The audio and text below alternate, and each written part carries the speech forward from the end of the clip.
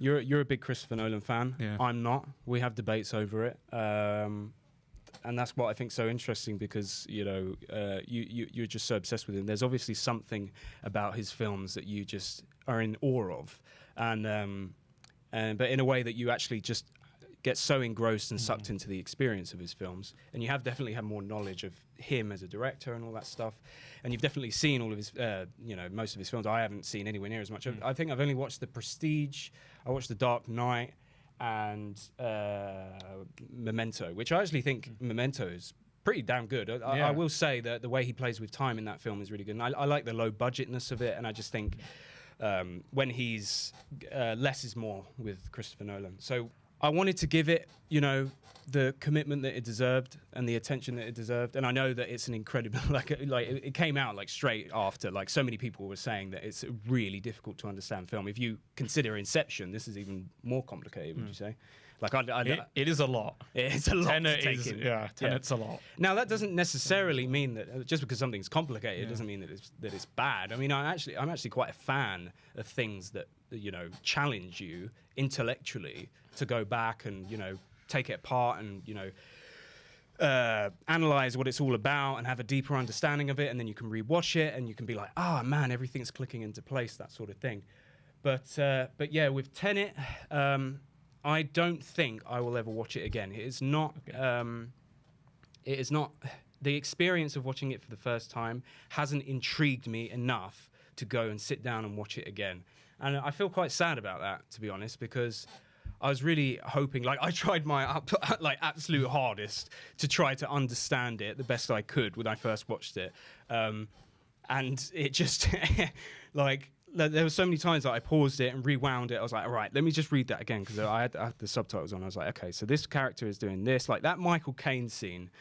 Honestly, I love Michael Caine. Fucking hell. Hey, he's Chris's golden child. He is, but that Michael Caine scene. Sir Michael Caine. It almost seemed like a parody of a Christopher Nolan film in itself. Just the amount of information that was chucked into that small dialogue scene where he's bringing up all these characters, and he's just like, oh, this person, he in 1984, blah blah blah blah, and he's the wife of so and so and all that stuff. Like, Jesus Christ, there's so much information here. I can't even imagine how an audience member must have felt listening to it for the first time, not being able to rewind it. No wonder people came out. Even Tarantino said that this is a film I'm definitely going to have to watch again, straight away.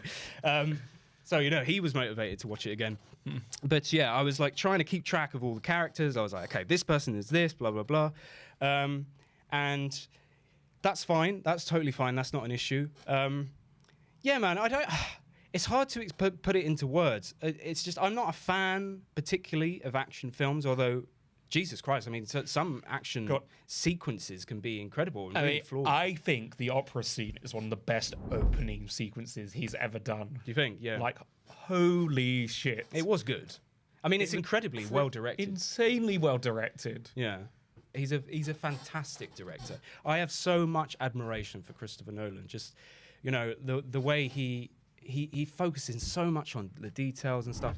I think you said he's had this idea in mind for 20 years. Fucking fair play. He's writing it for 4 or 5. And he's really fleshed out all the details, and you can tell he's written down everything, the mechanics of it, the way it all plays out. And I have so much admiration, and the practical effects. I mean, with the airplanes exploding and all that stuff, all of it. It's just you can't not be blown away by that, especially in the cinema. It must have been just it amazing. was crazy in the cinema because we all know that Christopher Nolan does practical effects. And I saw it in IMAX. Yeah, which is the way he intended. Yeah.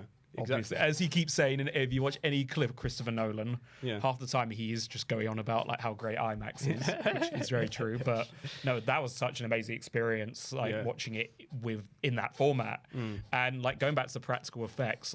What other director would just be oh yeah, we're going to buy a Boeing 747, and crash it into an airport hangar rather than building it? Because apparently he worked out it was cheaper to do that. Crazy. Wow. And we need filmmakers like that. 100%. Who are dedicated to keeping practical effects alive, and not always resorting to CGI, which I'm sure CGI will come onto later. When they can do it, it's incredible. Exactly. And when you have the knowledge of it, I mean, I still think we're at a time. I don't know how long this time will last, and maybe it never will come. But I think there will come a time, probably pretty soon, where we can't even tell the difference between CGI and practical. But I still definitely think that there's a certain thing about CGI that you can sniff it out and you can tell. And so when you see on the big screen these practical effects, like an actual fucking plane exploding and all these big fucking things blowing up and all that stuff, and the music and all that stuff, I understand it. But one thing that we need to get to is the audio. Did you have an issue with the sound? I didn't. I think I might be the only person on the internet who didn't have a problem with the audio mix. Yeah, many people were outraged. Maybe it was my cinema. The sound system was all right there, but there was, oh man, I do think that there's a massive issue with the audio mixing.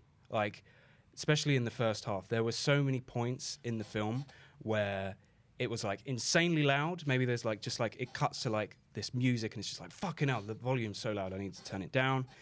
And then it cuts to a dialogue scene. You're like, what the hell are they saying? That like just the dialogue is so low in the mix. It's so simple. Just turn it up. You need to be able to hear what they're saying. This is such an important film to be able to know what the fucking characters are saying. That's what I think anyway, because it's like they're intricately written dialogue. Like you could argue that maybe the whole point of it is that you don't have to understand it fully, to absorb the information and absorb the brilliance of the movie. But to me, it's like all these lines are lost on you when you can't fucking hear what they're saying. Like, I don't know. I just you didn't experience that. I didn't experience that, but.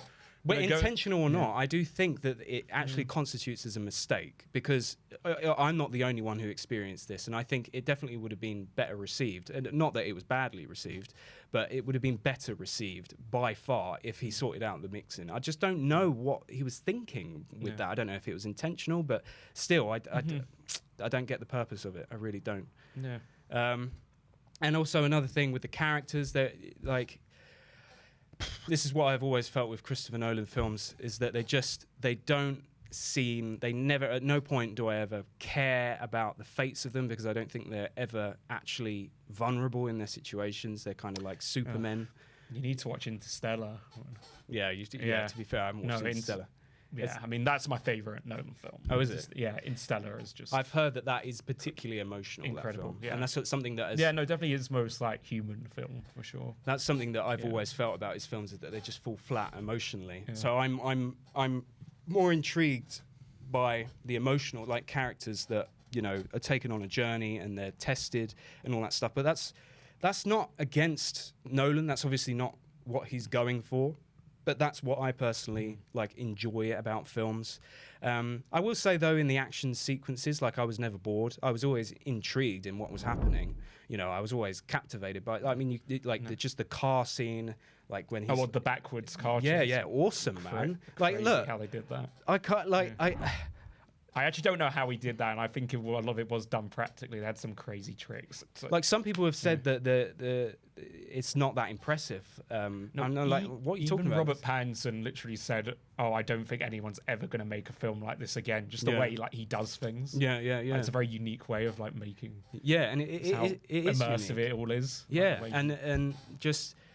Even just the fight scenes and stuff, and when you obviously realize there was loads of holy shit moments in it as well, where what's the guy who plays the protagonist? John David Washington. John David Washington's character, he realizes that he's on a loop and it's going backwards and stuff. I mean, I'm a big fan of things that show they show a certain scene and then they go back and show it again from certain different perspectives. I thought that was cool.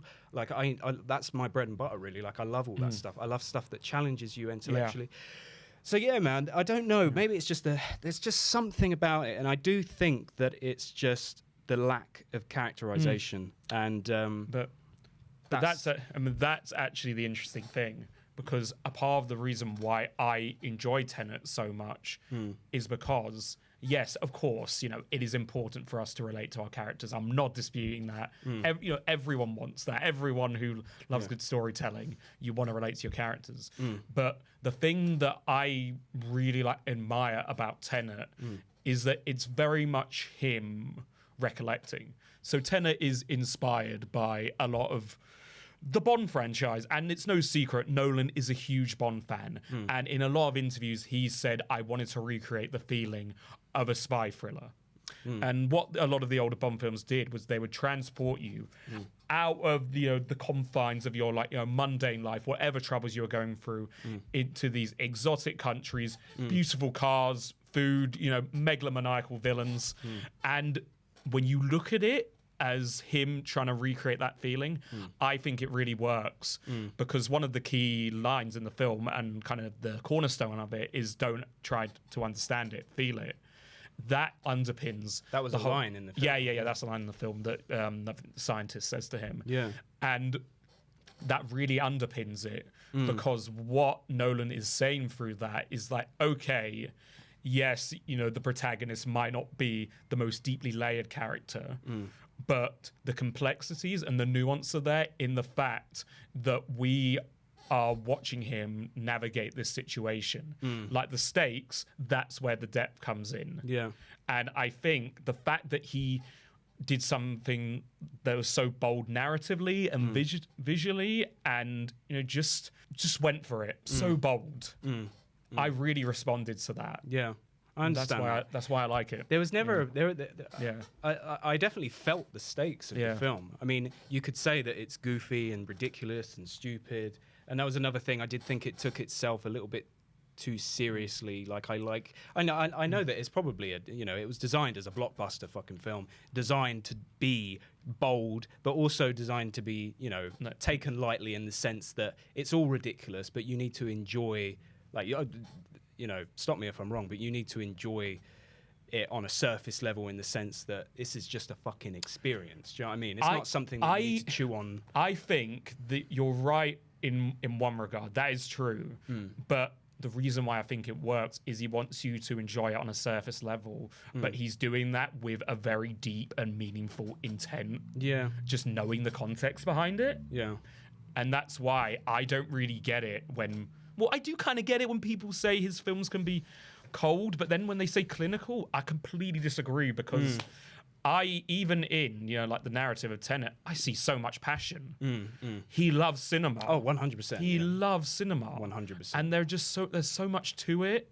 And when you really even if the first time a lot of people were like, what the fuck is going on? What's happening? Yeah. When you really stop to look into it, there's so much going on. Do you think it holds up when you look into it? Because I feel like, when I investigated and analysed it more, it felt one thing that I didn't like was that it made less sense the more I tried to understand. Right. It, which to me shouldn't be like that. It should be the opposite, because then when you rewatch it, you're like, this is all clicking into place. But the less it makes sense, then it's just. Why should I try to analyze it then and figure it all out? I mean, it's ridiculous, the concept. But I think what this conversation is showing is the dichotomy, if that's the right word, dichotomy of cinema. Yeah. We both watched the same film, but we just had completely different reactions to it.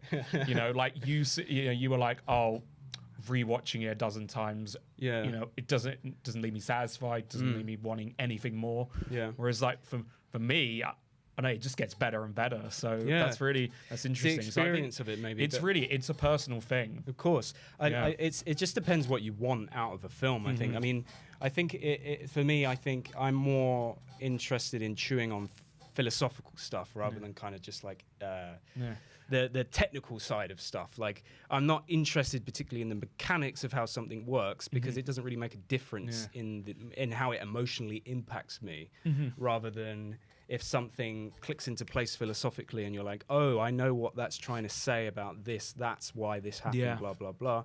There's probably some of that in this film.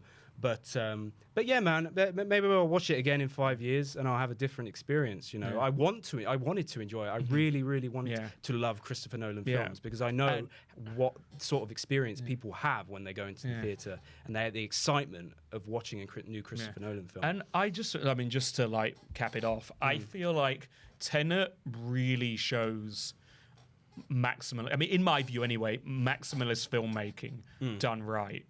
Where you are seeing an artist just at the height of their cinematic power. I mean, he is one of the few directors where people go to the cinema and it is sold really on his name, not just the subject matter who's in it. He is a brand in and of itself.